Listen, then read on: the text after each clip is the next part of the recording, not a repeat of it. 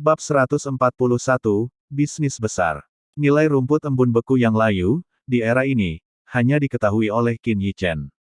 Dan kali ini, bahkan dengan koleksi yang begitu banyak, harganya hanya naik 2 kali lipat. Orang-orang itu kemungkinan besar juga khawatir jika harganya terlalu tinggi, itu tidak akan laku. Sepertinya masalah ini juga harus didiskusikan dengannya, tatapan serius melintas di mata Qin Yichen. Dinasti Unicorn Surgawi sudah pasti merupakan wilayah dengan rumput es layu terbanyak, dan dia harus menggenggam erat wilayah ini dengan tangannya sendiri. Teruslah kumpulkan, meskipun harganya terus naik. Beritahu Suruyan untuk mengirim seseorang ke aliansi bisnis Unicorn Surgawi dan katakan bahwa aku, Qin Yichen, punya kesepakatan dengan mereka. Tentu saja, dia tidak bisa langsung meminta audiensi dengan Lu Heze. Menghubungi aliansi bisnis Unicorn Surgawi, pada kenyataannya, menghubungi keluarga kerajaan Unicorn Surgawi. Di istana kerajaan Unicorn Surgawi, Lu Heze, Lu Hesang, dan beberapa pejabat tamu keluarga kerajaan sedang mendiskusikan berbagai hal di aula besar.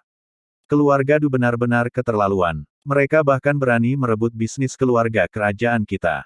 Apa yang tidak berani mereka lakukan sekarang?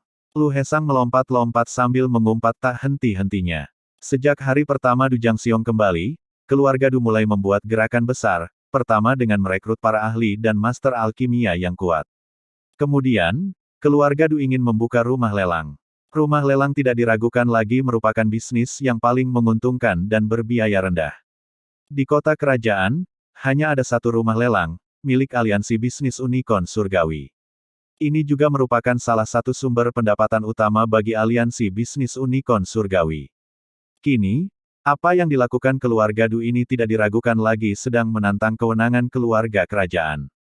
Ironisnya, keluarga kerajaan tidak dapat berbuat apa-apa terhadap keluarga Du saat ini. Yang mulia, jika kita membiarkan keluarga Du berkembang seperti ini, itu akan menjadi bencana, kita harus mengambil tindakan. Seorang petugas tamu keluarga kerajaan menyarankan. Membiarkan keluarga Du terus seperti ini akan menyebabkan kematian perlahan bagi keluarga kerajaan. Begitu Du Jiangxiong menikahi putri dan bertindak, ia mungkin dapat menggantikan keluarga kerajaan. Lu Heze mendesah, alisnya berkerut dalam membentuk huruf J.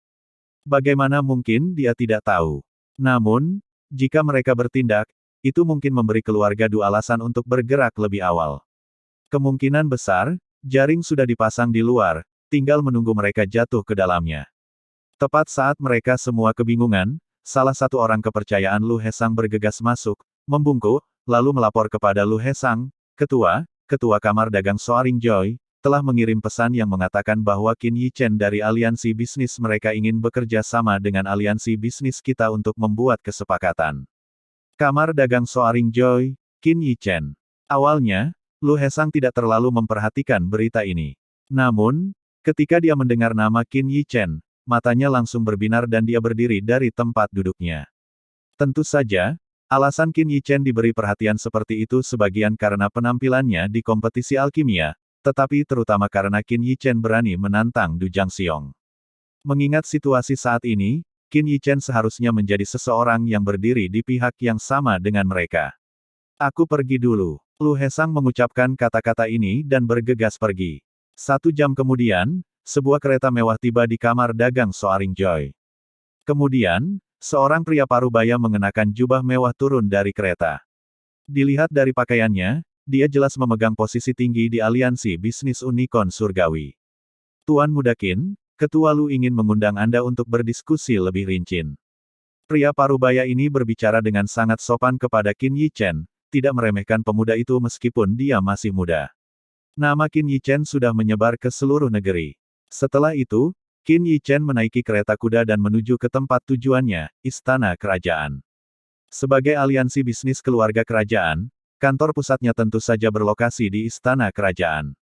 Saat ini, di aula aliansi bisnis, Lu Hesang duduk di kursi utama, dengan lebih dari 10 orang duduk di kedua sisi di bawahnya. Orang-orang ini tidak berstatus sederhana, siapapun dari mereka dapat membuat dunia bisnis dinasti Unicorn Surgawi bergetar dengan hentakan kaki mereka. Saat Qin Yichen melangkah memasuki aula, tatapan orang-orang di dalam tertuju padanya dengan rasa ingin tahu. Bagaimanapun, dia masih terlalu muda.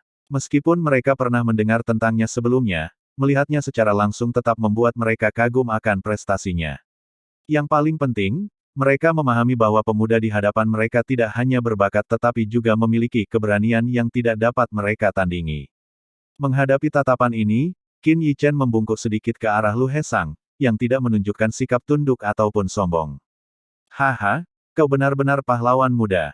Melihat Qin Yichen tidak menunjukkan sedikit pun kepanikan, Lu Hesang tertawa terbahak-bahak, nadanya penuh kekaguman. Di usianya yang masih sangat muda, memiliki kemampuan yang luar biasa, dan tidak takut pada kekuasaan, semua ini membuat Lu Hesang sangat menghormatinya. Ketua Lu terlalu baik. Qin Yichen tersenyum. Duduk. Lu Hesang menunjuk ke kursi di sebelahnya. Melihat gerakan Lu Hesang, semua orang di aula memancarkan ekspresi terkejut di mata mereka. Kursi di samping Lu Hesang bukanlah posisi yang bisa diduduki oleh sembarang orang. Bahkan ketua aliansi bisnis tingkat pertama di kota kerajaan tidak memiliki kualifikasi untuk menduduki posisi itu. Terima kasih, Ketua Lu. Qin Yichen menangkupkan tinjunya, lalu, di bawah tatapan terkejut, duduk di sebelah Lu Hesang. Aku ingin tahu, bisnis macam apa yang ingin Grandmaster Qin dirikan bersamaku. Melihat sikapnya yang tenang, yang sama sekali tidak sesuai dengan informasi dalam laporan intelijennya yang menggambarkan dia sebagai orang baru dari kota kecil yang belum pernah melihat dunia besar, Lu Hesang dalam hati mengutuk orang yang telah mengumpulkan intelijen itu. Saya ingin menggunakan formula yang dimodifikasi untuk pil awan mengalir dan formula pil penekan rasa lapar dari kompetisi alkimia untuk membuat kesepakatan dengan Ketua Lu. Qin Yichen langsung ke pokok permasalahan, memaparkan chipnya. Begitu kata-kata Qin Yichen selesai, beberapa tarikan napas tajam terdengar di aula. Oh, Lu Hesang tidak menyangka Qin Yichen akan mengeluarkan dua formula ini. Sebagai anggota keluarga kerajaan, dia tentu tahu nilai dari kedua formula ini. Namun, dia tidak membiarkannya menjadi sombong, tetapi malah merenungkan apa yang ingin didapatkan Qin Yichen darinya. Apa yang kamu inginkan sebagai gantinya? Lu Hesang menyesap teh dan bertanya. Qin Yichen dengan tenang menyapukan pandangannya ke semua orang di aula, lalu menatap Lu Hesang, menatapnya langsung sambil berkata-kata demi kata, aku ingin membeli semua area produksi rumput embun beku layu di seluruh dinasti Unicorn Surgawi, terlepas dari ukuran atau kualitasnya. Aku ingin semuanya. Dia tidak bertele-tele, dan dia juga tidak takut mereka berpikir berlebihan. Area produksi Withered Frostgrass adalah sesuatu yang harus dia dapatkan apapun yang terjadi, bahkan jika itu berarti membayar harga yang lebih tinggi. Area produksi rumput embun beku yang layu. Mendengar ini, banyak tokoh di aula terkejut, meskipun untungnya, mereka bukan orang biasa dan tidak menunjukkan banyak reaksi di permukaan. Akan tetapi, yang tidak dapat mereka pahami adalah mengapa Qin Yichen menawarkan dua formula yang sangat berharga sebagai ganti rumput es layu yang tampaknya tidak berguna. Karena lingkungan geografis khusus dari dinasti Unicorn Surgawi, ia melimpah di Withered Frostgrass, sedangkan di negara-negara tetangga lainnya, ia bahkan tidak ada.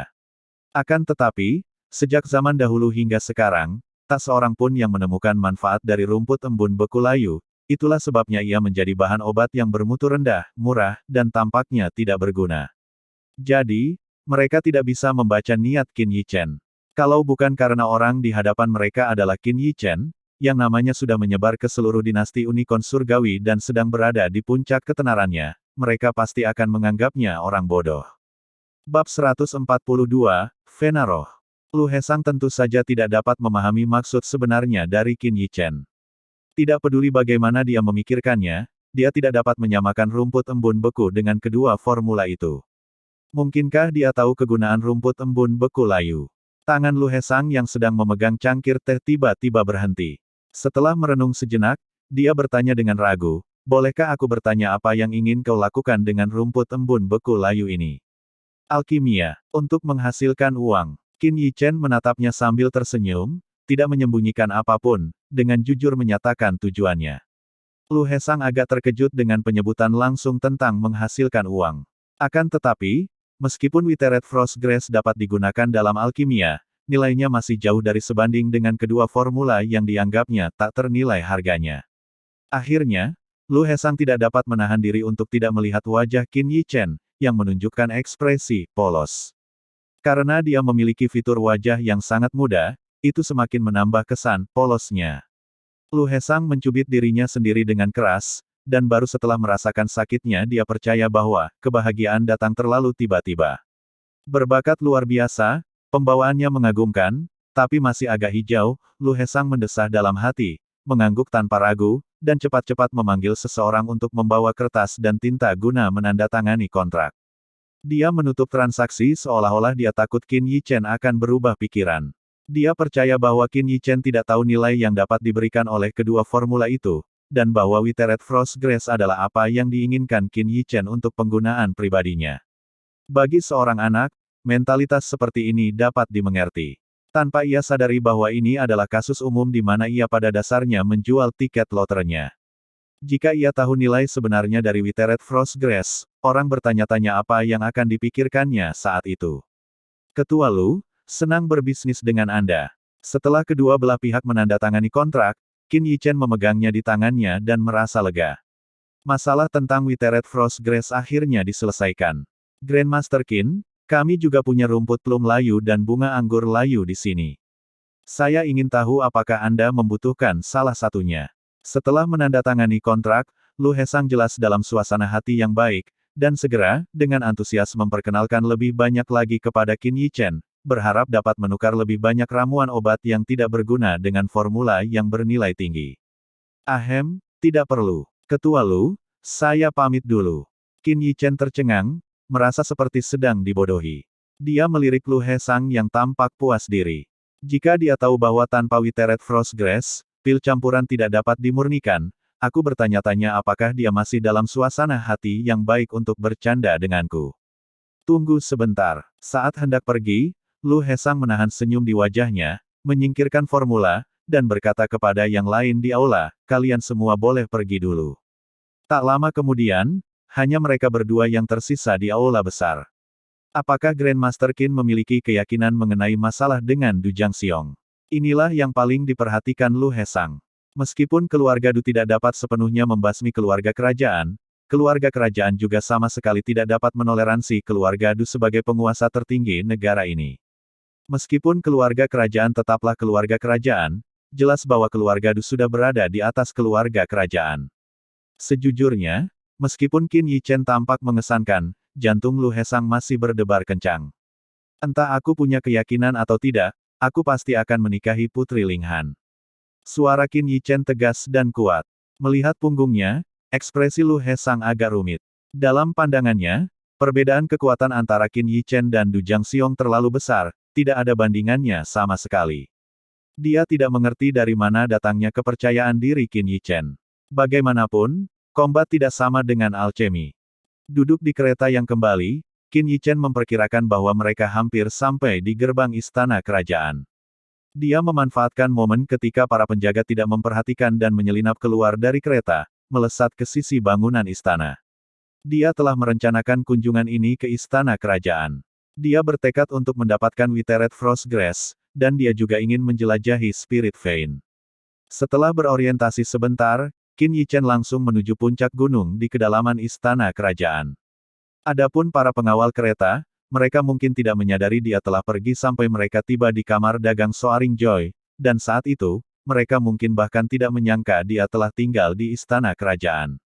Saat bergerak, Qin Yichen sangat berhati-hati, sering bersembunyi untuk menghindari patroli tentara. Untungnya, kendalinya atas energi spiritual jauh melampaui orang normal, jika tidak, dia pasti sudah ketahuan sejak lama. Setelah bergerak hati-hati seperti ini selama lebih dari 1 jam, Qin Yichen akhirnya menyelinap ke pegunungan dari balik bangunan istana yang terpencil. Wosh! Begitu dia memasuki area puncak gunung ini, terdengar suara sesuatu yang memotong udara. Kemudian bayangan ular hitam, disertai angin amis yang memuakkan, menggigit Qin Yichen. Enyahlah! Reaksi Qin Yichen sangat baik.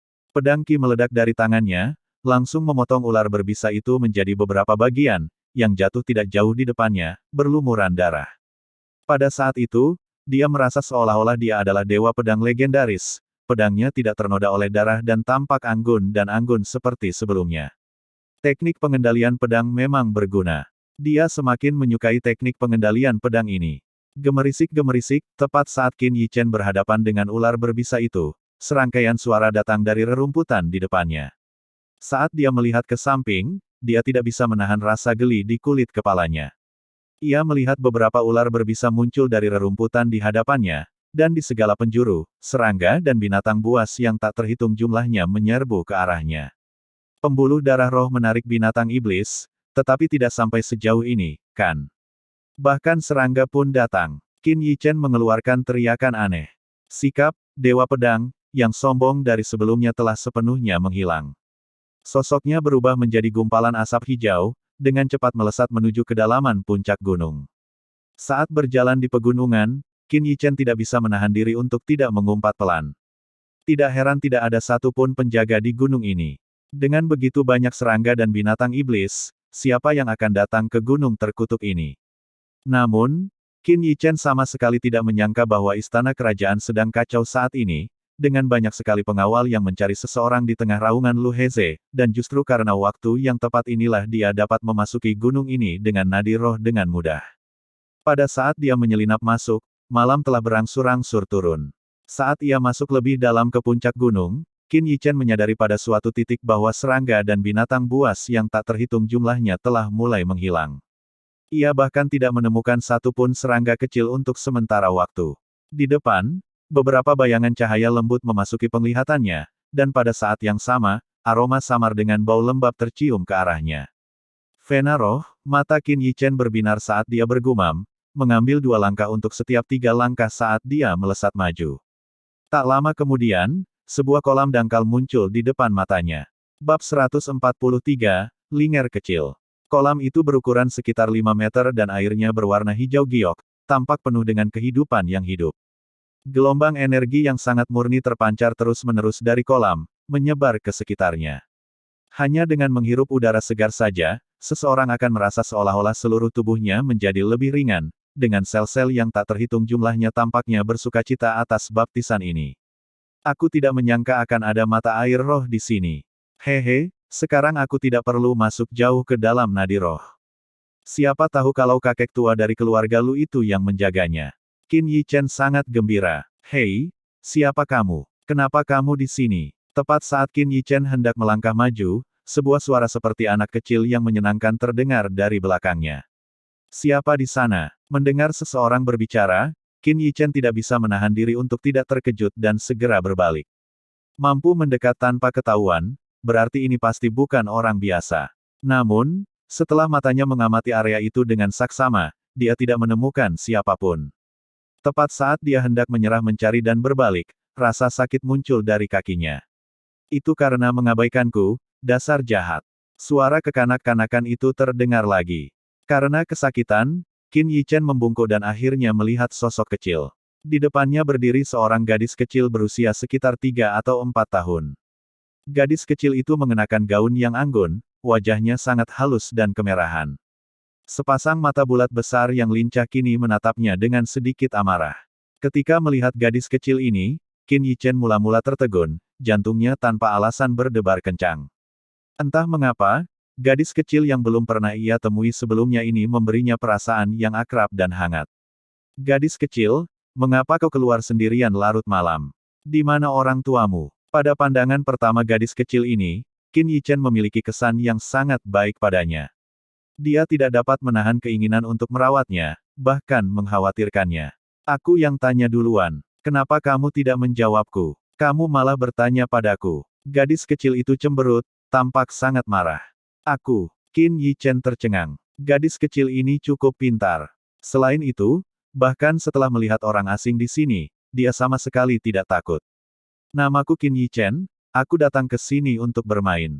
Bagaimana denganmu? Entah mengapa, dengan gadis kecil ini, meskipun dia bisa saja mengarang nama untuk menipunya, pada akhirnya, Qin Yichen tidak bisa tidak menyebutkan nama aslinya. Ibu memanggilku Linger kecil. Gadis kecil itu berbicara dengannya seolah-olah dia orang dewasa. Linger, nama yang bagus. Kenapa kamu keluar sendirian malam-malam begini? Apa kamu tidak takut orang tuamu akan mengkhawatirkanmu? Semakin dia memandangi penampilannya yang menggemaskan, semakin Qin Yichen menyukainya.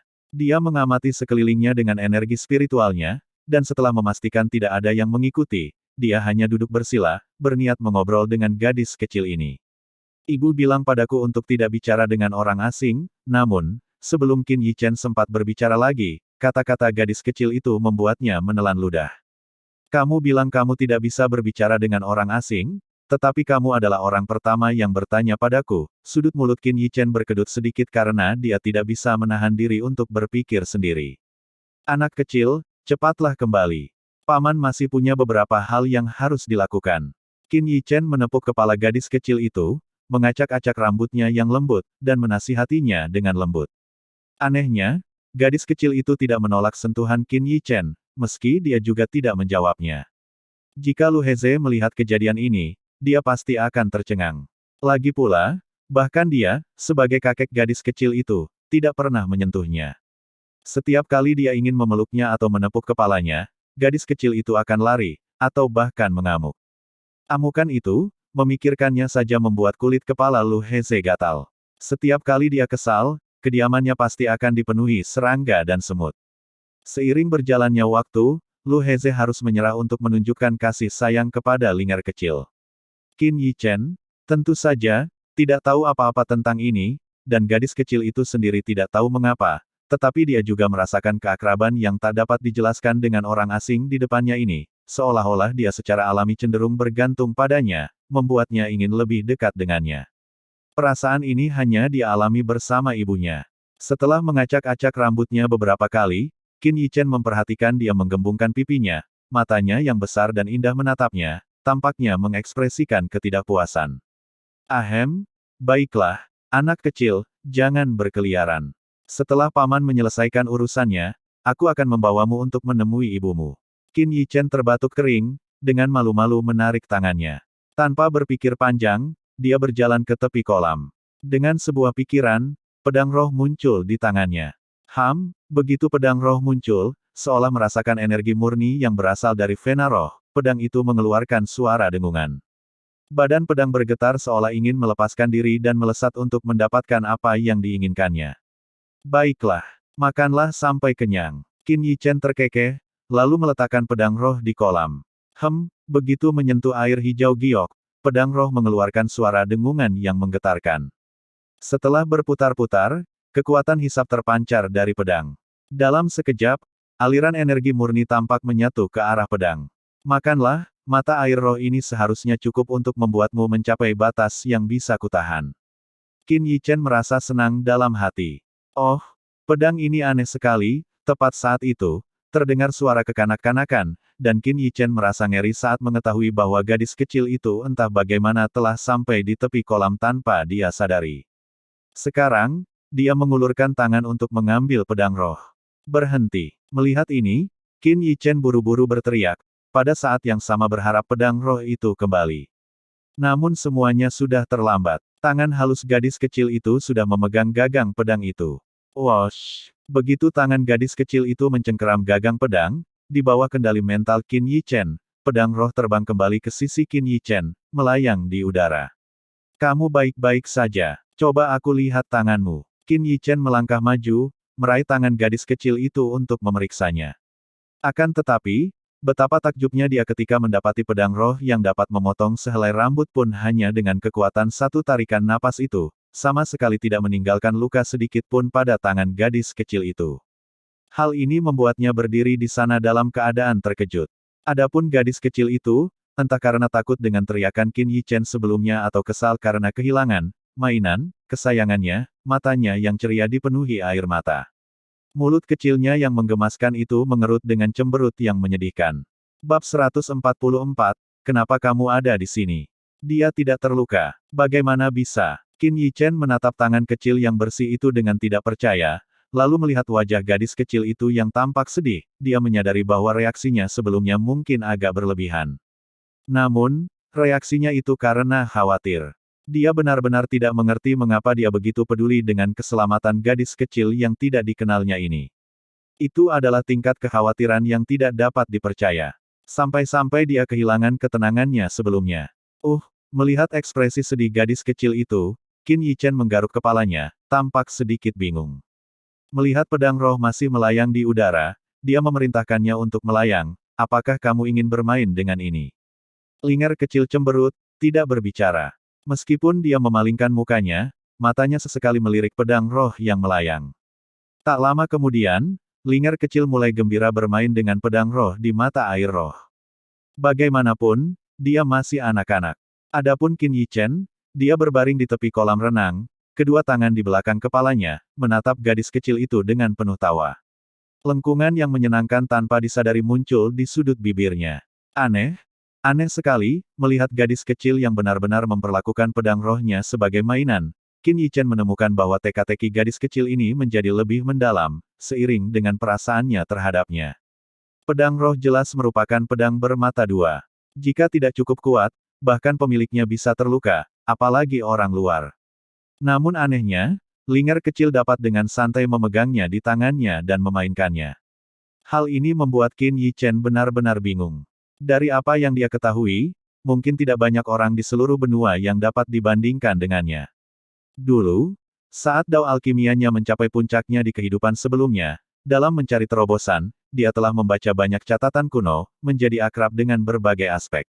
Karena dia tidak dapat menemukan penjelasan, hanya ada satu kemungkinan, gadis kecil ini memiliki kultivasi beberapa kali lebih tinggi daripada kekuatan pedang roh. Jika memang begitu, Qin Yichen mengerutkan kening. Bayangkan keluarga kerajaan unicorn surgawi telah menghasilkan seorang jenius seperti dia, tapi mengapa tak ada catatan tentangnya di kehidupanku sebelumnya? Terlepas dari hasilnya, itu tidak mengubah fakta bahwa gadis kecil ini istimewa. Qin Yichen percaya bahwa dia pasti akan bersinar terang di masa depan. Namun, anehnya, dari ingatannya, keluarga kerajaan unicorn surgawi tidak pernah menghasilkan sosok yang luar biasa seperti itu. Saat dia sedang merenung, dia tidak melihat seorang sesepuh berdiri di dahan pohon. Sang tetua diam-diam memperhatikan pemandangan di tepi kolam renang, ekspresinya tidak berubah, membuatnya mustahil untuk menebak apa yang sedang dipikirkannya. Sebenarnya, sang tetua telah memperhatikan Qin Yichen begitu dia muncul, tetapi setelah gadis kecil itu muncul, dia tidak ikut campur dalam apa yang sedang terjadi. Dia bahkan menyaksikan dengan mata kepalanya sendiri ketika pedang roh melahap energi murni dari mata air roh. Dibandingkan dengan pemandangan ini, pelataran dalam istana kerajaan sedang kacau balau. Linger kecil hilang. Meskipun dia suka bermain-main, dia selalu kembali di malam hari.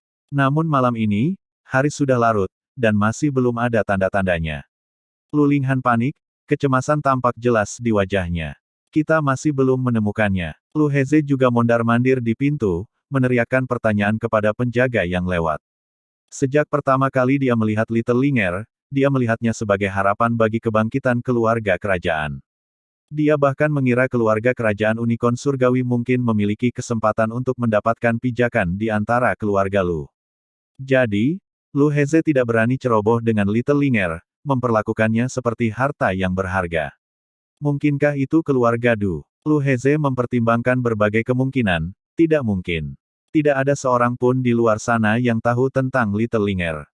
Lagi pula, baru beberapa bulan berlalu sejak kehamilan sang putri, siapakah yang mungkin mengira bahwa sang putri telah melahirkan seorang anak? Little Linger adalah sosok yang tidak biasa. Namun, mereka telah mencari kemana-mana di dalam dan luar istana kerajaan, dan tidak ada seorang pun yang melihatnya pergi. Mungkinkah dia pergi ke sana? Lu Heze tiba-tiba mendongak ke arah puncak gunung jauh di dalam istana kerajaan. Tepat saat dia hendak pergi, melihat Lu Linghan dengan mata merah karena khawatir, dia seperti teringat sesuatu dan menghentikan langkahnya. Linghan, apakah kamu tahu siapa yang memenangkan kompetisi alkimia kali ini? Tanya Lu Heze. Walaupun Lu Linghan tidak tahu apa yang ingin dikatakannya, dia tetap menggelengkan kepalanya. Hari-hari ini, dia sepenuhnya fokus mengurus Little Linger, tidak memperhatikan hal-hal lain. Nama orang itu adalah Qin Yichen. Saat Lu Heze mengucapkan nama Qin Yichen, dia memperlambat suaranya dan mengamati reaksinya dengan saksama. Qin Yichen. Kekhawatiran di wajah Lu Linghan langsung berubah menjadi keterkejutan. Bagaimanapun, ini adalah nama yang tidak akan pernah bisa dilupakannya. Mengenai Qin Yichen, Lu Linghan tidak bisa mengatakan apakah dia membenci atau mencintainya. Namun, setelah memiliki Little Linger, dia tahu bahwa sekarang ada hubungan yang tidak dapat dipatahkan di antara mereka. Suka atau tidak, Qin Yichen bagaimanapun juga, adalah ayah Linger kecil. Dia adalah juara kompetisi alkimia. Lu Linghan tidak merasa terkejut. Lagi pula, bagaimana mungkin seseorang yang bisa menghasilkan teknik tubuh abadi kegelapan yang mendalam bisa sesederhana itu? Latar belakang mereka pasti luar biasa. Hari-hari ini, dia mulai berlatih teknik tubuh abadi kegelapan mendalam, dan energi yin dalam tubuhnya kini berada di bawah kendalinya. Baru setelah mengendalikan energi yin, Lu Linghan menyadari betapa kuatnya energi yin. Tanpa terasa, dia sudah mendekati level kedua dari alam master bela diri puncak.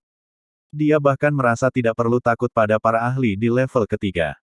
Ini menunjukkan betapa dahsyatnya teknik tubuh abadi kegelapan yang mendalam. Perubahan ekspresinya langsung mengonfirmasi dugaan Lu Heze. Jadi, itu sebabnya. Kalau tidak, mengapa Qin Yichen berani menantang Du Jiangxiong saat itu? Du Jiangxiong juga telah kembali, Lu Heze meninggalkan kata-kata ini dan menuju ke puncak gunung Spirit Vein. Dia tidak dapat mencegah apapun yang akan terjadi, tetapi sebagai rasa bersalah seorang ayah terhadap putrinya, dia berbicara untuk memperingatkannya. Lu Linghan memperhatikan punggungnya, ekspresinya rumit. Dia mengerti maksud Lu Heze. Dia mengizinkannya pergi. Namun karena Qin Yichen sudah datang, dia tidak bisa pergi. Bagaimana mungkin dia bisa melihat Qin Yichen jatuh ke pusaran ini demi dirinya? Ayah, kumohon biarkan putrimu bersikap keras kepala sekali lagi. Dia menutup matanya yang sedikit memerah. Ketika Lu Heze tiba di puncak gunung, dia merasakan sesuatu yang tidak biasa. Melihat kawanan ular, serangga, dan binatang buas menghalangi jalannya, dia tahu bahwa Linger kecil ada di dalam puncak gunung ini, mungkin tertarik oleh nadi roh. Tak lama kemudian, ia sampai di mata air roh dan melihat sang tetua berdiri di dahan pohon. Begitu dia tiba, Qin Yichen merasakannya dan segera berdiri. Keduanya saling memandang dari kejauhan. Qin Yichen tersenyum pahit. Bertemu dengan ayah mertua di saat seperti ini. Namun, Linger kecil di kolam tidak terpengaruh, masih bermain dengan gembira dengan pedang roh. Kenapa kau di sini? Melihat pemuda yang berjalan ke arahnya, Lu Heze juga bingung. Namun, ketika dia melihat Linger kecil di dekatnya, pupil matanya membesar. Apakah dia tahu Linger kecil adalah putrinya?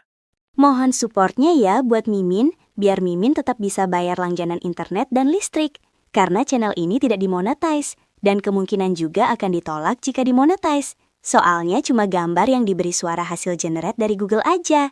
Semakin banyak supportnya, semakin semangat Mimin uploadnya. Hehehe. Link ada di deskripsi ya. Terima kasih. Bab 145, Wilayah yang harus dimiliki. Jika aku bilang aku datang ke sini untuk mengagumi bulan, apakah Yang Mulia akan mempercayaiku? Qin Yichen menggaruk kepalanya dan berkata dengan malu. Lu Heze menatap langit yang suram, mulutnya berkedut. Tidak bisakah kau mencari alasan yang lebih masuk akal? Namun, yang membuatnya terkejut adalah Qin Yichen tampaknya tidak tahu bahwa Linger kecil adalah putrinya. Benar-benar ayah dan anak, memikirkan pemandangan harmonis yang baru saja disaksikannya, Lu Heze merasakan denyutan di hatinya.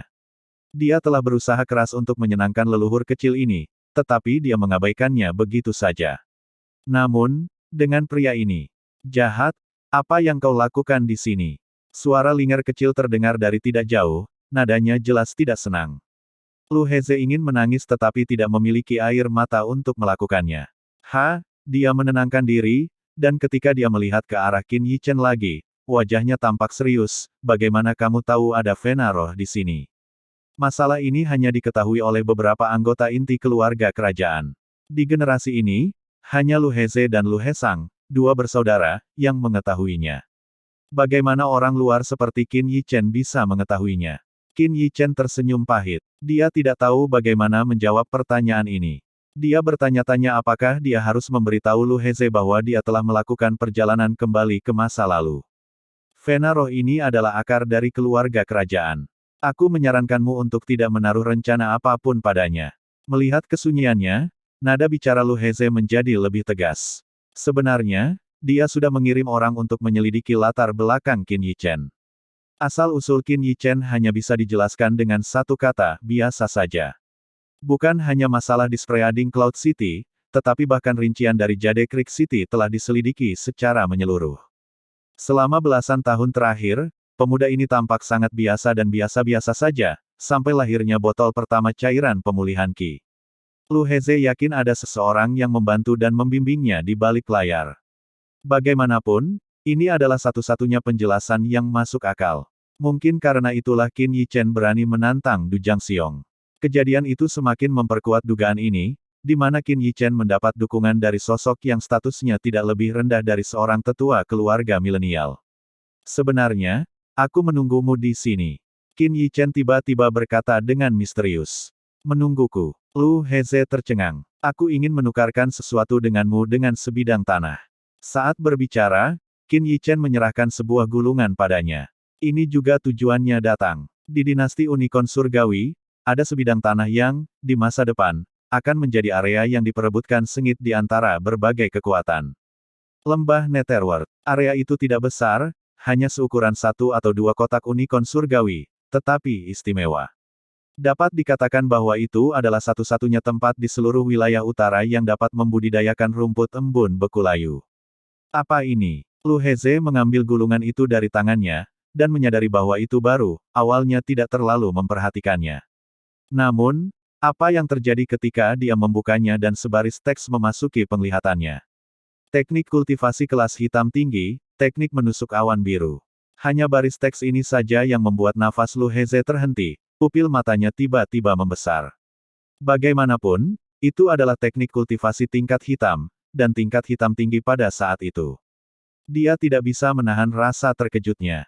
Lagi pula, bahkan untuk keluarga milenial, teknik kultivasi tertinggi mereka hanya kelas hitam rendah. Kekuatan sebuah keluarga, selain bakat generasi muda, juga bergantung pada teknik kultivasi yang diwariskan dalam keluarga.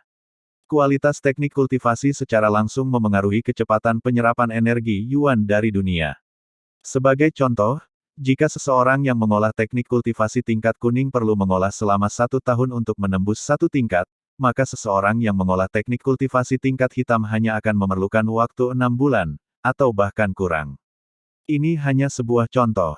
Namun, hal itu secara tidak langsung menggambarkan kesenjangan antara teknik kultivasi kelas kuning dan kelas hitam. Ini juga menjadi alasan mengapa tidak ada angkatan yang dapat melampaui 8 keluarga milenium. Bahkan dengan bakat yang sama, karena perbedaan teknik kultivasi, kesenjangan besar secara alami akan terbentuk. Jadi, begitu Lu Heze melihat teknik Azure Cloud Piercing ini, dia langsung mengerti nilainya. Ini benar-benar sesuatu yang tidak dapat diukur nilainya. Dengan teknik menusuk awan biru ini, bahkan jika mereka pergi ke benua tengah bertahun-tahun kemudian, mereka akan dapat membangun pijakan mereka sendiri, dan bahkan memiliki tujuan yang lebih tinggi. Lu Heze segera membuka gulungan itu.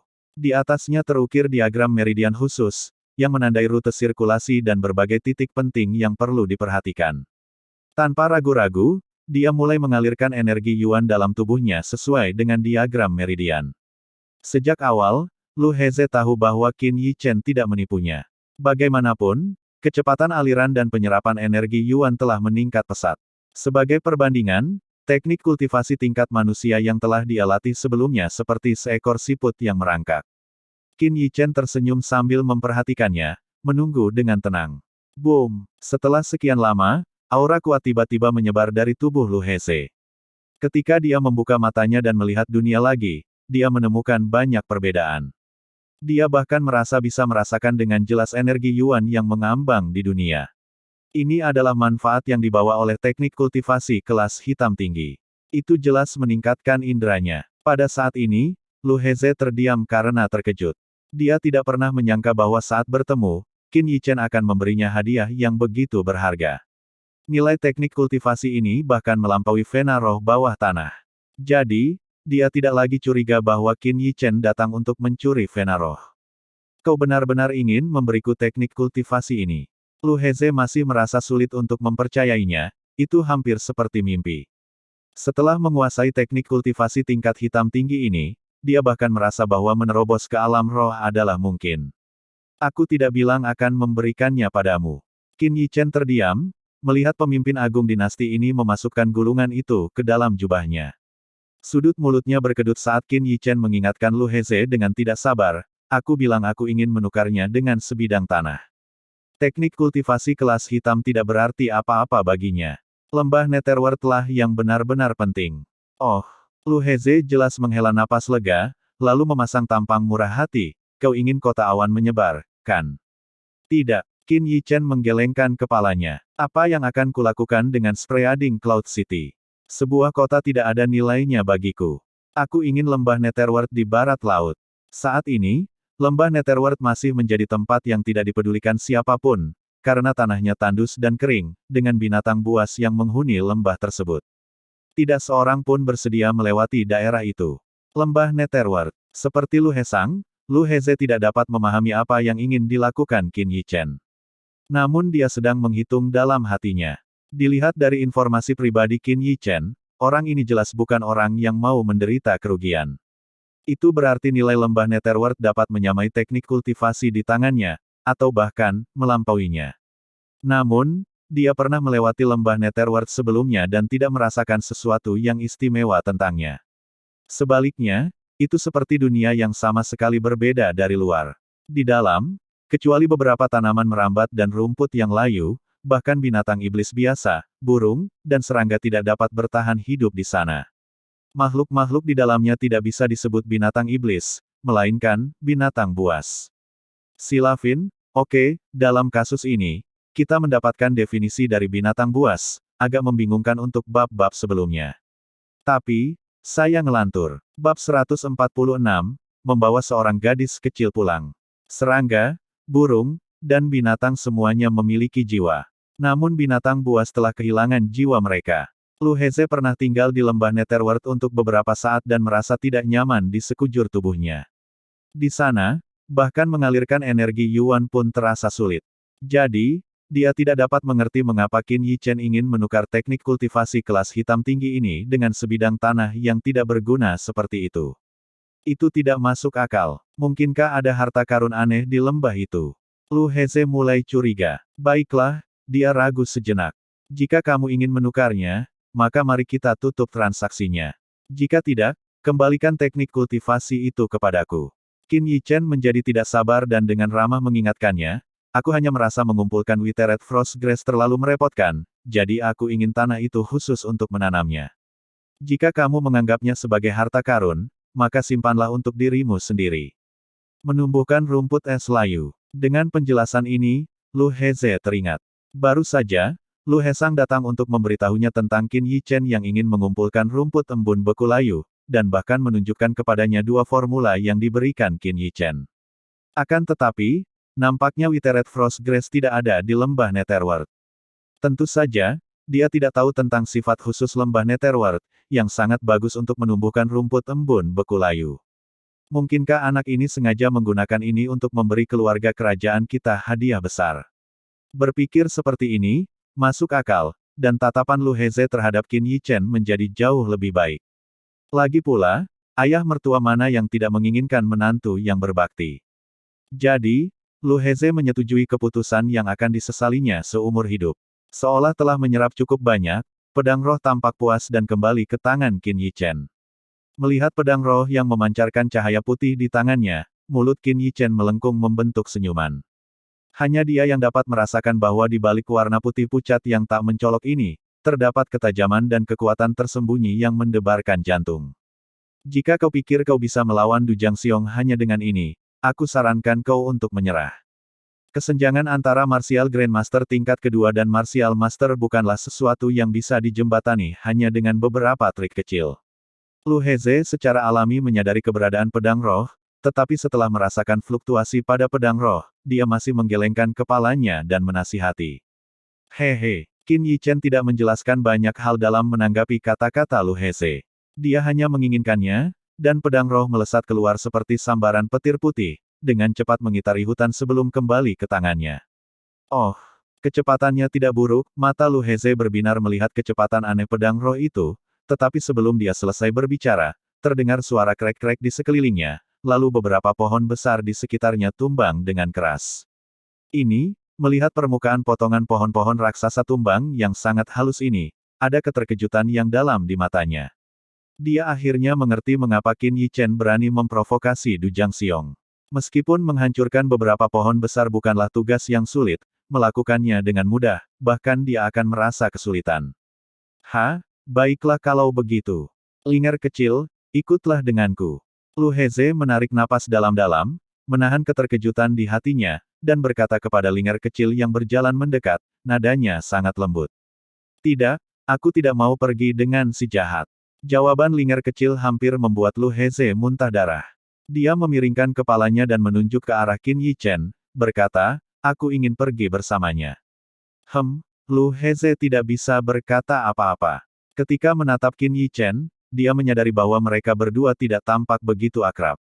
Oleh karena itu, dia mengerti bahwa Qin Yichen masih belum mengetahui identitas Little Linger.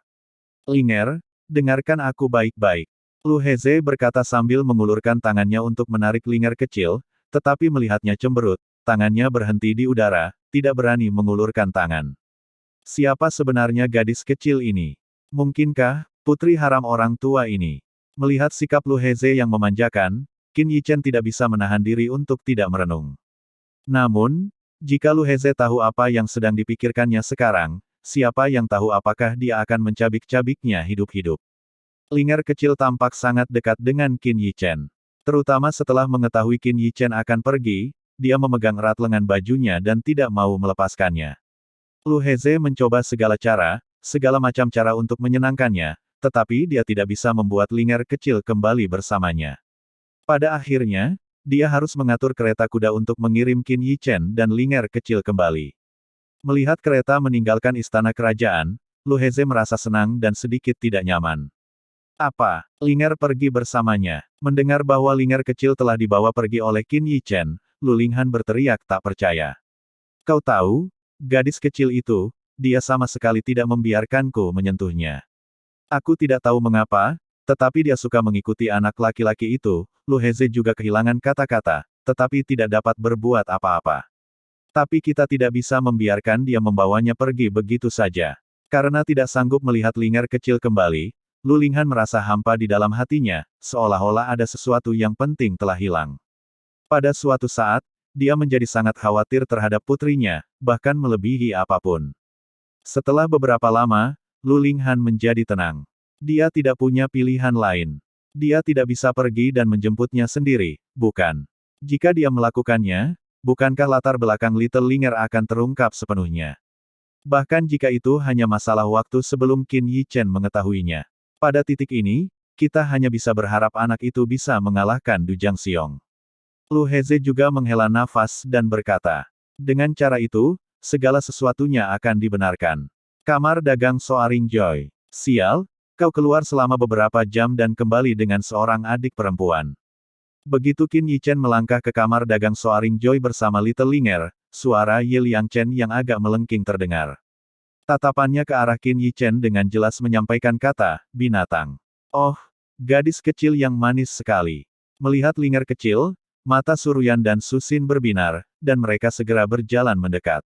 Namun, sebelum mereka bisa mengulurkan tangan untuk bermain dengan Linger kecil, dia sudah bersembunyi di belakang Qin Yichen, hanya memperlihatkan satu mata untuk menatap mereka dengan takut-takut. Linger kecil, apakah kamu ingin bermain dengan kedua kakak perempuan yang cantik ini? Qin Yichen mengusap rambut Linger kecil dengan lembut dan membujuknya dengan lembut. Namun, Linger kecil menggelengkan kepalanya seperti genderang kerincingan dan memeluk kakinya erat-erat, seolah takut ditinggalkan. Tidak mungkin, aku akan menjelaskannya kepada kalian saat aku punya waktu. Qin Yichen mengangkat bahu tak berdaya, dan setelah menyapa semua orang, dia menggendong Little Linger dan berjalan menuju tempat tinggalnya sendiri. Hari ini, keuntungannya cukup besar. Ini juga merupakan langkah pertama yang diambilnya sejak kemundurannya, dan itu dimaksudkan untuk meletakkan fondasi yang kokoh bagi masa depan. Bab 147, Menghadapi Tantangan. Pada periode berikutnya, Qin Yichen menghabiskan hampir setiap hari di kamarnya untuk memurnikan pil dan berkultivasi. Linger kecil akhirnya menjadi akrab dengan saudari Su dan Ye Liangchen, tetapi pada malam hari, dia tidak mau bergantung pada siapapun kecuali Qin Yichen. Selama waktu ini, banyak peristiwa bergejolak terjadi di kota kerajaan. Kamar dagang Soaring Joy tidak bangkit secepat yang diharapkan orang, tetapi malah menunjukkan tanda-tanda tertekan. Jelas sekali hal ini dilakukan secara sengaja oleh keluarga Du. Meskipun mengetahui bahwa Zhou Tianwei dan Alchemy Grandmaster Gu Ye berada di belakang Soaring Joy Chamber of Commerce, keluarga Du tetap tidak menganggap mereka serius. Ini menunjukkan bahwa keluarga Du telah menjadi begitu sombong sehingga mereka mengabaikan segalanya. Tepat saat seluruh dunia bisnis hendak dimonopoli oleh keluarga Du, aliansi bisnis Unicorn Surgawi tiba-tiba merilis dua pil baru, versi penyempurnaan dari pil awan mengalir dan pil penekan rasa lapar. Dengan dirilisnya kedua pil ini, aliansi bisnis Unicorn Surgawi sekali lagi mempertahankan reputasinya, dan bahkan berkembang beberapa kali hanya dalam waktu setengah bulan. Selama periode ini, banyak tokoh kuat dari negara lain datang dari jauh ke dinasti Unicorn Surgawi, hanya untuk mendapatkan satu atau dua pil ini. Di kamar dagang Soaring Joy, Ye Liangchen dan Su Sisters terus bermain dengan Little Linger seperti biasa, tanpa suasana yang menyedihkan meskipun ditekan. Semua ini hanya karena kepercayaan mereka pada Qin Yichen. Seperti yang dikatakan Qin Yichen, dia bisa menyelamatkan aliansi bisnis Unicorn Surgawi hanya dengan memberikan dua formula. Begitu dia berurusan dengan Du Jiangxiong dan merilis beberapa formula lainnya, mengapa khawatir kamar dagang Soaring Joy tidak bisa bangkit? Sekarang kamar dagang Soaring Joy hanya menjalankan operasinya seperti biasa. Di sisi lain, dengan persetujuan diam-diam dari Alchemy Grandmaster Gu Ye, kamar dagang Soaring Joy telah merekrut banyak Alchemy Master dari Alchemy Master Guild. Mereka sekarang dengan panik memurnikan pil di gedung kedokteran khusus kamar dagang Soaring Joy, untuk memastikan mereka dapat memproduksi dalam jumlah besar saat mulai menjual. Waktu berlalu dengan tenang saat Qin Yichen berkultivasi dengan keras. 3 hari sebelum hari pemilihan suami sang putri, Qin Yichen akhirnya berhasil menembus alam Grandmaster bela diri. Setelah menerobos ke alam Grandmaster bela diri, energi Yuan dalam dantiannya hampir meningkat 3 kali lipat, dan kekuatannya maju selangkah lagi. Mungkin sebelumnya, kesan orang-orang terhadapnya masih terbatas pada seorang ahli alkimia, tetapi hari ini, semua orang akan melihat sisi lain dirinya. Saat fajar menyingsing, banyak sekali orang yang menuju ke depan istana kerajaan. Di depan istana kerajaan, sebuah arena besar telah didirikan. Duel hari ini antara Du Jiangxiong dan Qin Yichen akan berlangsung di arena ini. Meskipun baru pagi, bagian depan istana kerajaan sudah sangat ramai, dengan jumlah orang yang sangat banyak. Melihat keluar, ada lautan kepala hitam, yang tidak terlihat ujungnya. Saat banyak orang menunggu dengan tak sabar, Du Jiangxiong muncul di hadapan semua orang, menunggangi binatang iblis level 2, singa surai merah.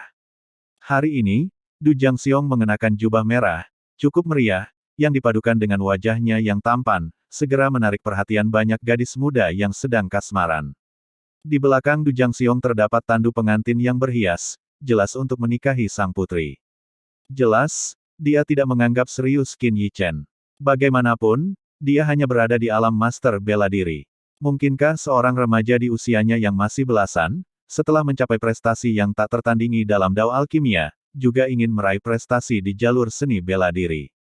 Itu sungguh mustahil. Begitu Du Jiangxiong muncul, ledakan kegaduhan meledak dari kerumunan, dan tatapan kagum dan iri yang tak terhitung jumlahnya tertuju padanya. Dia menikmati tatapan itu, memancarkan aura arogan saat dia berjalan langsung menuju arena. Dia mengamati sekelilingnya dengan sikap superior, tidak menganggap serius siapapun di sekitarnya. Tentu saja sekarang dia memang punya modal untuk melakukannya. Namun, tindakan keluarga Du akhir-akhir ini telah membuat banyak orang tidak lagi memiliki niat baik terhadap mereka. Mereka hanya bisa marah tetapi tidak berani berbicara. Keluarga Du tidak seperti keluarga kerajaan.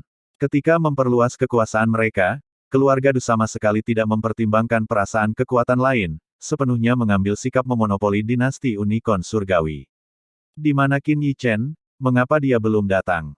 Mungkin dia takut. Meskipun bakat alkimianya sangat bagus, bagaimana dia bisa dibandingkan dengan Tuan Muda Du dalam hal seni bela diri?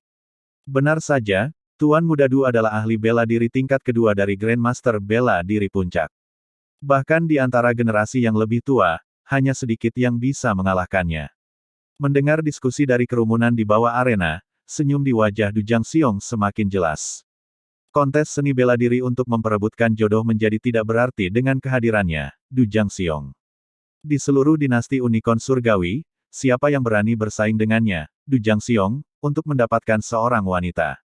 Namun, saat Du Jiangxiong tengah memikirkan hal ini, ekspresinya tiba-tiba menjadi gelap, dan tatapannya berubah dingin saat dia melihat ke satu arah.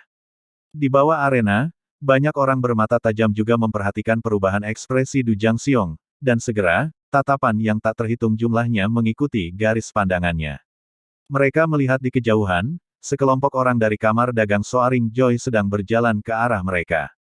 Orang yang memimpin tidak lain adalah Qin Yichen, yang baru-baru ini menjadi sorotan. Pada saat ini, ia juga mengenakan jubah merah yang meriah, dan di tangan kanannya, ia menggendong seorang gadis kecil yang mengenakan pakaian berwarna pelangi. Di belakang mereka ada dua wanita cantik. Ketika mereka melihat Suruyan, yang kecantikannya dapat menyaingi putri sulung, banyak orang tidak dapat menahan diri untuk tidak memperlihatkan ekspresi terkejut. Meskipun ada rumor yang mengatakan bahwa ketua kamar dagang Soaring Joy adalah seorang wanita cantik yang dapat menumbangkan sebuah negara, namun ketika melihatnya hari ini, semua orang merasa bahwa dia jauh lebih cantik daripada yang diisukan. Akan tetapi, ketika semua orang sedang ngiler melihat pemandangan itu, seorang pria gendut yang begitu gemuknya hingga sulit untuk dilihat tiba-tiba menghalangi pandangan mereka. Melihat wajah gemuk itu begitu tembamnya hingga mata hampir tak terlihat, dan miring 45 derajat ke arah langit, air liur orang-orang hampir berubah menjadi muntahan. Menjadi jelek adalah satu hal, tetapi orang ini mempunyai penampilan yang begitu narsis sehingga orang-orang ingin menendang wajah gendutnya beberapa kali. Di sekitar arena, suasana tiba-tiba menjadi sangat panas pada saat ini. Banyak sekali tatapan penasaran yang tertuju pada pemuda jangkung yang berjalan di depan. Penampilannya yang tampan dan ceria, serta wajahnya yang sedikit tersenyum, disertai sikapnya yang tidak takut, membuat banyak orang mengangguk tanda setuju. Terlepas dari hasilnya, setidaknya Qin Yichen, sebagai seorang alkemis, berani datang dan bertarung. Keberanian ini saja sudah membuat orang-orang memandangnya dengan mata baru. Aku tidak melihat dengan jelas di kompetisi alkimia, dia sebenarnya cukup tampan. Jika kekuatannya sama hebatnya dengan bakat alkimianya yang tak tertandingi, itu akan sempurna. Beberapa gadis muda yang cantik berkerumun bersama, mata mereka penuh dengan kekaguman saat mereka melihat ke arah pemuda itu, berdiskusi dengan suara pelan. Orang ini, dia benar-benar berani datang. Tidak jauh dari arena, ketika Luo Qingyu, Wang Hailin, dan yang lainnya melihat Qin Yichen, jejak keterkejutan muncul di mata mereka. Aku hanya berharap dia tidak mati dengan menyedihkan. Akan lebih baik jika mereka berdua binasa. Qin Yichen, yang memiliki tempat di menara alkimia, sudah menjadi seseorang yang tidak dapat diprovokasi oleh Luo Qingyu dan yang lainnya. Baik Qin Yichen maupun Du Jiangxiong adalah tokoh yang sangat diwaspadai oleh keluarga Luo dan Wang, jadi untuk pertempuran antara keduanya, mereka berharap akan terjadi kehancuran bersama. Dengan begitu, tidak akan ada orang yang dapat mengancam posisi mereka. Bab 148, Menginjakmu untuk menikahi istriku. Setelah berjalan melewati jalan setapak yang terbuka secara otomatis di antara kerumunan, Qin Yichen menyerahkan Little Linger kepada Suruyan, lalu melompat ke arena, berdiri di hadapan Du Jiangxiong. Di bawah tatapan mata yang tak terhitung jumlahnya, dua orang di arena itu perlahan saling bertatapan, dan pada saat ini, bahkan udara yang mengalir pun tampak membeku. Sesaat kemudian, senyum kejam tersungging di bibir Du Jiangxiong, dan suaranya yang muram terdengar lembut, bagus sekali kau tidak mengingkari janjimu dan berani datang. Keberanianmu benar-benar mengejutkanku. Hehe, Qin Yichen terkekeh tanpa komitmen, tetapi tidak ada kegembiraan di matanya yang hitam. Sebaliknya, matanya bersinar tajam saat dia menatap Du Jiangxiong sambil berkata perlahan, ketika seekor kodok ingin memakan daging angsa, tentu saja aku tidak bisa berdiam diri dan menonton. Jika aku tidak memberinya pelajaran yang baik, dia akan benar-benar berpikir dia tidak terkalahkan. Mendengar Qin Yichen mengucapkan kata-kata yang telah disiapkannya sendiri, Du Jiangxiong terdiam sesaat. Setelah beberapa saat, dia mendengus dingin dan berkata, kamu benar-benar berlidah tajam. Aku harap kamu masih bisa berbicara setelah ini. Dengan beberapa kali pertukaran ini, suasana di arena langsung menjadi tegang. Jika tatapan bisa membunuh, arena mungkin sudah terbakar oleh pertempuran. Yang mulia telah tiba, sang putri telah tiba. Saat dua pengumuman keras terdengar dari dalam istana kerajaan, banyak orang mengangkat kepala mereka untuk melihat ke arah tembok tinggi istana. Di hadapan semua orang, Lu Heze berjalan ke tembok tinggi dengan wajah yang anggun, dan di belakangnya, Putri Linghan melayang dengan anggun seolah berjalan di awan, memikat pandangan semua orang. Begitu melihat Putri Linghan, bahkan Suruyan pun merasa rendah diri. Tidak heran dia bisa membuat Qin Yichen begitu tergila-gila, dia benar-benar cantik. Ibu, mata Linger kecil yang berkaca-kaca dipenuhi rasa gembira saat melihat kemunculannya.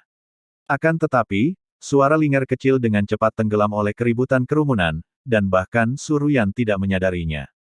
Salam untuk Yang Mulia, salam untuk Putri. Salam untuk Yang Mulia, salam untuk Putri. Setelah Lu Heze dan Putri Linghan berdiri diam, semua orang membungkuk memberi salam. Qin Yichen juga membungkuk sedikit, sementara Du Jiangxiong di seberangnya hanya menangkupkan tangannya. Suara-suara di seluruh arena berangsur-angsur mereda saat Lu Heze mengangkat kedua tangannya. Pandangannya menyapu sekeliling sebelum akhirnya tertuju pada Qin Yichen. Master bela diri. Fluktuasi energi dari tubuh Qin Yichen membuat kelopak mata Lu Heze sedikit berkedut, tetapi dia tetap tenang dan mengumumkan dengan suara yang jelas, semuanya, hari ini adalah hari bagi Linghan untuk memilih seorang suami. Salah satu pesertanya adalah ahli bela diri, Du Jiangxiong. Yang lainnya adalah jenius alkimia, Qin Yichen. Saya yakin kalian semua pernah mendengar tentang keduanya, mereka adalah talenta paling luar biasa dari dinasti unicorn surgawi kita. Saat ia berbicara, banyak orang yang tidak memahami dinamika kota kerajaan mulai bersorak. Apapun hasilnya, kuharap kalian berdua bisa menahan diri. Bagaimanapun, kalian berdua adalah harapan dinasti unicorn surgawi kita.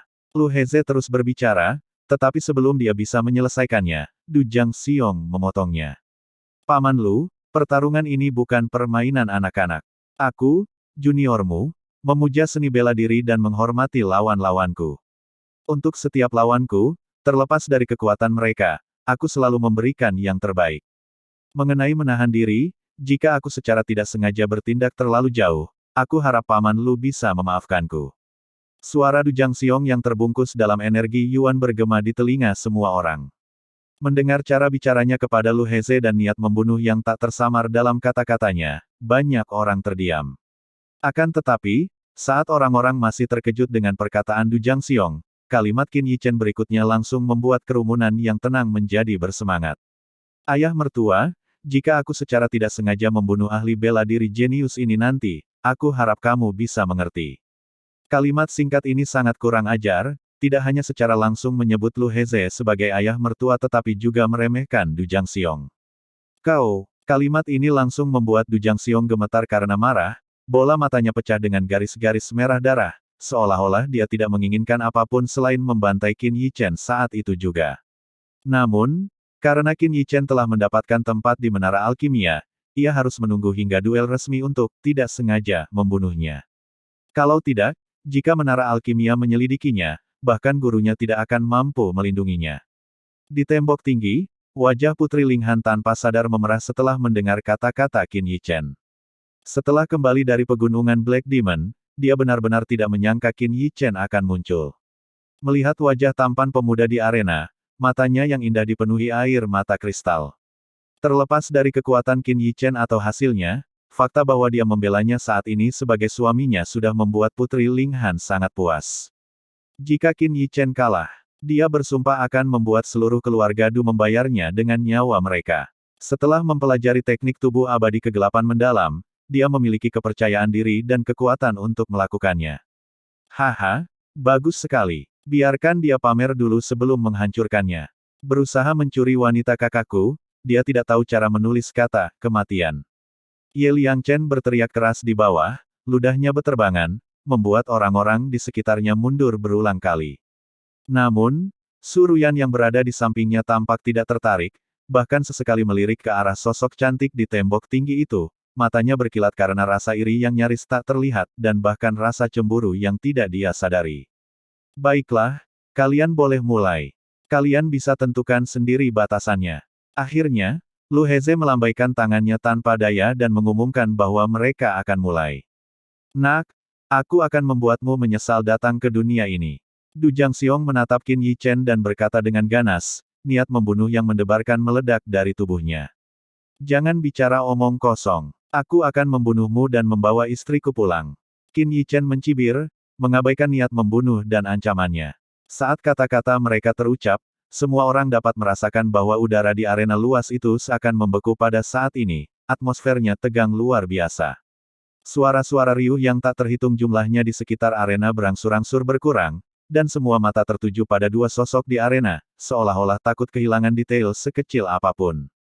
Akankah Du Jiangxiong, seniman bela diri nomor 1 di generasi muda, mengalahkan Qin Yichen dengan kemenangan telak.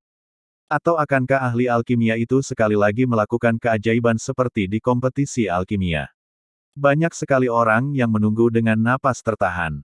Bab 149, Lengan Terputus. Kau hanyalah batu loncatan bagiku. Du Jiangxiong bergumam seolah berbicara pada dirinya sendiri. Amarah di wajahnya benar-benar menghilang, digantikan oleh ekspresi serius. Saat ekspresi Du Jiangxiong berubah, hampir semua orang tiba-tiba merasakan energi Yuan di sekitarnya menjadi kacau. Aliran energi Yuan yang mengejutkan tampaknya tertarik oleh suatu kekuatan, melonjak dengan liar ke arah Du Jiangxiong. Wosh, seolah-olah badai dahsyat telah dimulai, tetapi ini bukan fenomena alam.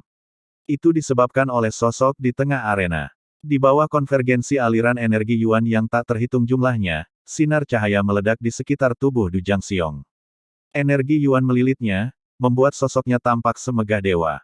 Kehadirannya seperti gunung, menekan hati semua orang, membuat napas mereka terhenti tanpa sadar. Aura ini sendiri sudah cukup untuk mengalahkan seorang Grandmaster bela diri. Inilah kekuatan Du Jiangxiong. Dibandingkan dengan sisi Du Jiangxiong, area Qin Yichen tampak jauh lebih tenang. Energi Yuan yang hampir transparan menyelimuti seluruh tubuhnya.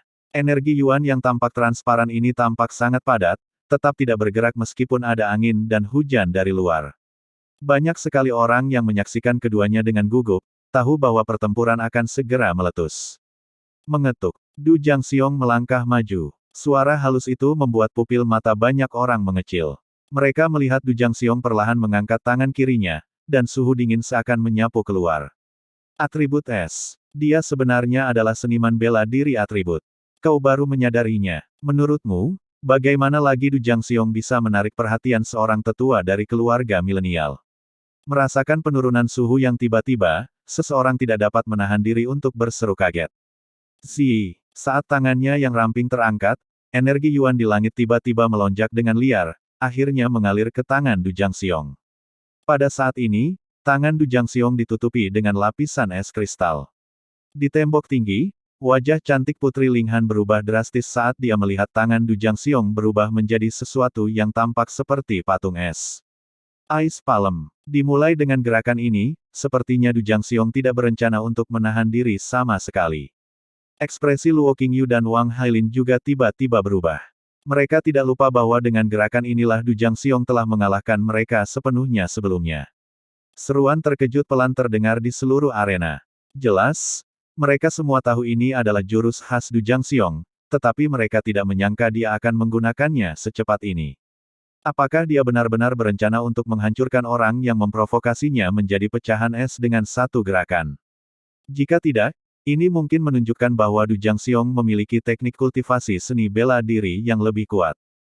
Mereka bertanya-tanya bagaimana Qin Yichen akan menghadapi serangan ini. Tatapan yang tak terhitung jumlahnya beralih, melihat ke arah Qin Yichen, yang seluruhnya terbungkus dalam energi Yuan yang transparan. Banyak orang yang bermata tajam sekarang menyadari bahwa energi Yuan Qin Yichen tampak agak berbeda, dengan sedikit panas yang menyengat yang terpancar darinya. Angin dingin yang bertiup di sekitarnya bertabrakan dengannya, langsung mencair seperti salju yang bertemu dengan hari musim panas, berubah menjadi kabut yang mengepul. Mungkin orang lain akan merasa sulit bergerak di bawah tekanan Du Jiangxiong, tetapi Qin Yichen tampaknya tidak terlalu terpengaruh. Matanya tiba-tiba terbuka, terbungkus oleh energi Yuan yang bergulung-gulung. Di mata hitam itu, niat dingin dan tajam tidak salah lagi. Mati. Dengan raungan marah Du Jiangxiong, dia menghentakkan kaki keras ke tanah, seketika menciptakan lubang dangkal di arena padat itu. Wosh! Dengan hentakan itu, sosok Du Jiangxiong melesat seperti sambaran petir merah ke arah Qin Yichen. Kemudian, di bawah tatapan dingin Du Jiangxiong, tangan kanannya yang terpahat es, membawa angin dingin yang menakutkan, menghantam Qin Yichen dari atas. Bang! Saat telapak tangan Du Jiangxiong menghantam, energi Yuan yang kuat meledak seperti gelombang pasang. Aura dingin menyapu keluar secara langsung, menyebabkan bercak-bercak es muncul bahkan di kedalaman arena. Sosok Du Jiangxiong dan tangan itu dengan cepat membesar di pupil Qin Yichen. Tekanan yang mengejutkan membuat jubah Qin Yichen berkibar kencang.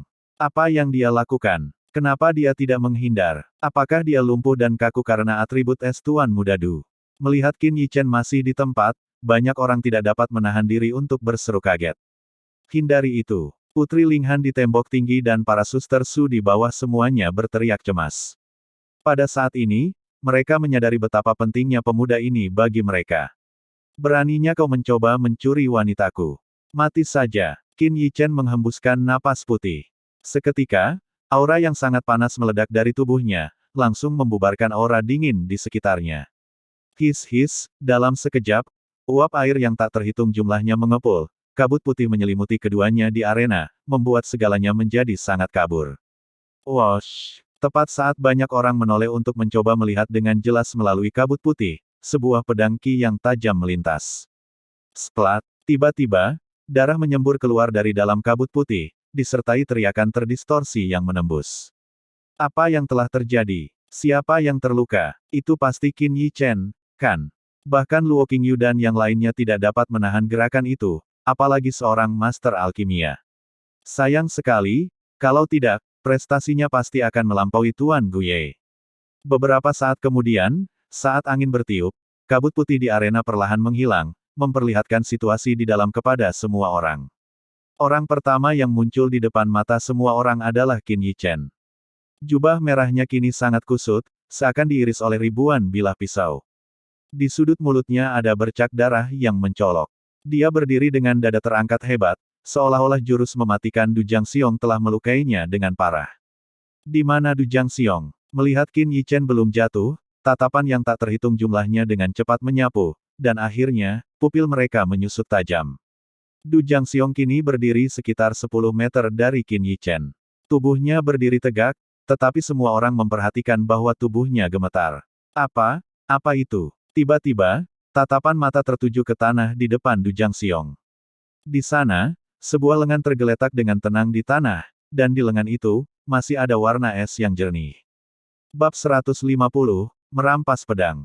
Lengan yang terputus. Hal itu langsung menarik perhatian semua orang.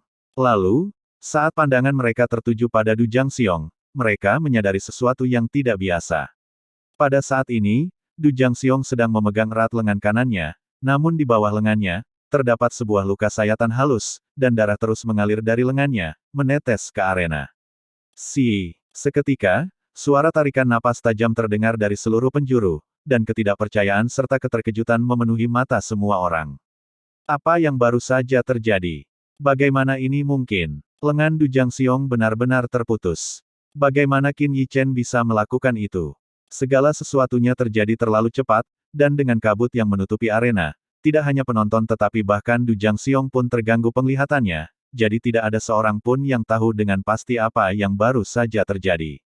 Namun, ketika mereka melihat ke arah Qin Yichen lagi, mereka melihat pedang panjang berwarna putih berputar di sekelilingnya.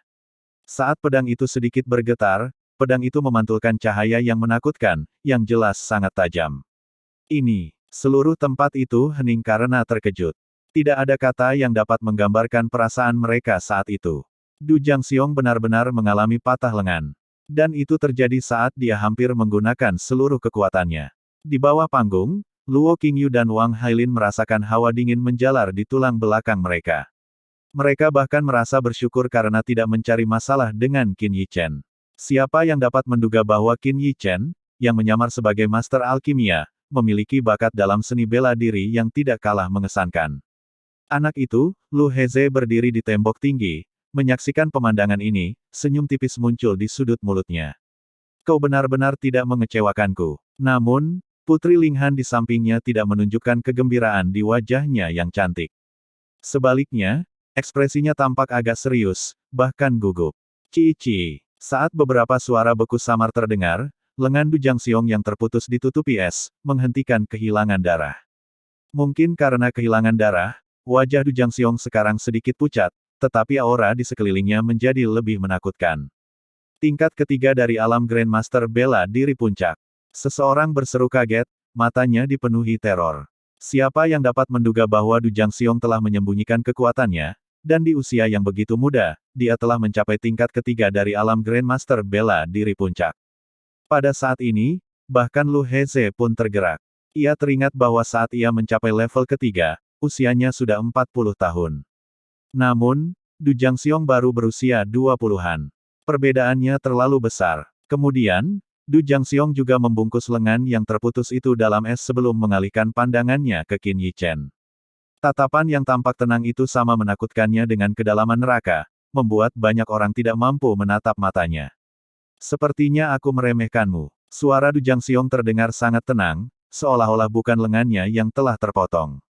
Bahkan tidak ada sedikit pun amarah dalam sikapnya. Begitu pula, jawaban Qin Yichen singkat, ekspresinya agak serius. Awalnya, dia berencana menggunakan atribut khusus energi yuannya yang sangat panas untuk memberikan pukulan mematikan pada Du Jiangxiong, tetapi saat dia hendak berhasil, Du Jiangxiong telah menangkisnya dengan lengannya. Kemampuan bereaksi seperti ini bukanlah sesuatu yang bisa dimiliki oleh bunga rumah kaca. Jelas bahwa Du Jiangxiong telah melihat banyak pertempuran di luar sana. Hahaha, tiba-tiba, Du Jiangxiong tertawa terbahak-bahak, tampaknya tidak dapat mengendalikan dirinya.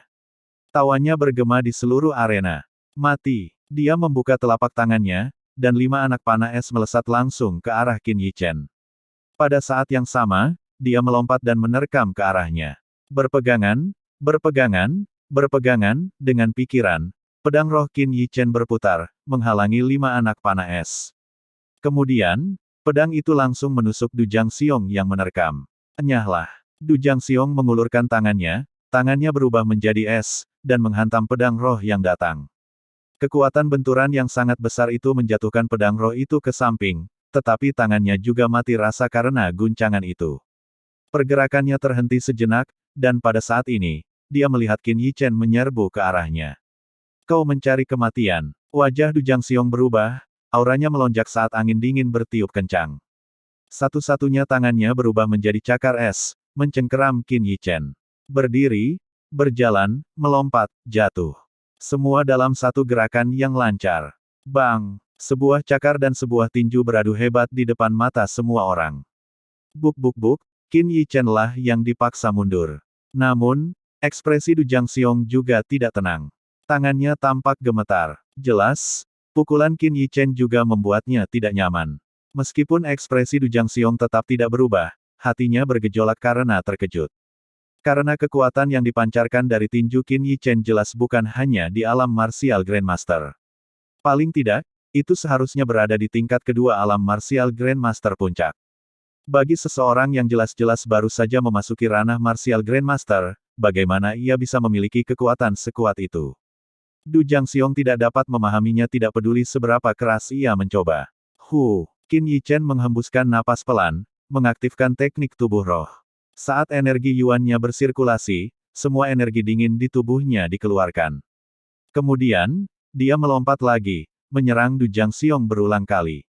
Serang saat besi masih panas. Aku tidak akan memberimu kesempatan untuk pulih.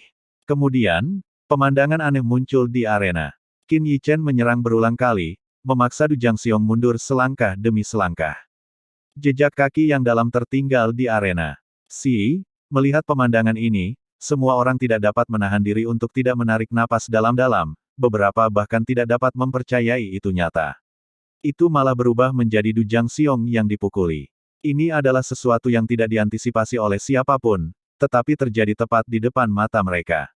Splat, pedang roh itu bergerak seperti ikan yang berenang ke sana kemari, dengan lincah bergerak di udara, meninggalkan luka yang dalam dan menusuk tulang di tubuh Du Jiangxiong. Darah mengalir deras, membuat kulit kepala para penonton terasa geli. Mereka belum pernah melihat pedang yang begitu lincah sebelumnya, dan belum pernah pula melihat pedang yang begitu tajam. Pada saat ini, banyak orang memutuskan mereka sama sekali tidak akan pernah menjadikan pemuda ini musuh. Petik 2 tanda seru petik 2. Du Jiangxiong berteriak marah berulang kali, tetapi dia tidak punya cara untuk melawan. Banyak tekniknya yang tidak bisa dieksekusi. Pedang roh yang sangat panas dan tajam itu terlalu kuat untuk melawannya. Atribut esnya yang biasanya tak terkalahkan tidak dapat menunjukkan efek yang semestinya sama sekali. Ini benar-benar pedang dewa yang tiada taraf. Sedikit keserakahan melintas di mata Du Jiangxiong saat dia melihat pedang roh. Jika dia bisa merebut pedang ini, itu seperti menambahkan sayap pada harimau baginya. Cakar es. Du Jiangxiong pertama-tama menggunakan serangan cakar untuk memukul mundur Qin Yichen yang menyerang, lalu mengulurkan tangan untuk meraih gagang pedang roh. Tepat saat pedang roh hendak digenggam, Qin Yichen tidak menunjukkan kepanikan. Sebaliknya, senyum aneh muncul di sudut mulutnya. Du Jiangxiong, tampaknya takut pedang roh akan diambil kembali, mencengkeram gagang pedang itu erat-erat. Detik berikutnya, petik 2. Tak lama kemudian, teriakan menyedihkan bagaikan hantu yang meratap bergema di seluruh arena. Telapak tangan Du Jiangxiong robek, menghitam dan hangus, dengan tulang putih terlihat. Seluruh tangannya hancur.